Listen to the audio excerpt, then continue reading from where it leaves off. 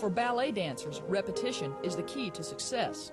But because dancers often spend up to 6 hours a day rehearsing, they are at particular risk for overuse injury. There's a kinetic chain that what happens at the ankle affects the knee, and what happens at the knee affects the hip and the pelvis. So if something's going on lower down in the kinetic chain, then if we can strengthen other areas more proximally, that will actually affect that area.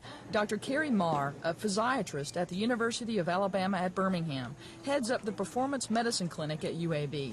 She works with dancers on everything from technique to proper conditioning to help prevent injury.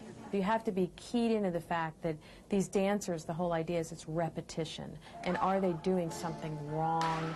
Or is there not enough muscle strength in certain areas of their body, and other areas are having to compensate and then get injured?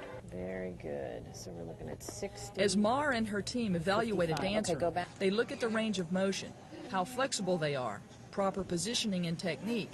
Since the clinic is on site, an injury can be diagnosed and rehabilitation can begin that same day.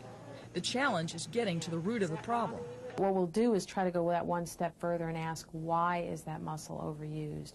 Are the glutes weak? Are the rotators weak? And if we find that is the reason and we correct that, there's a good chance we may solve the problem, and then it won't happen again.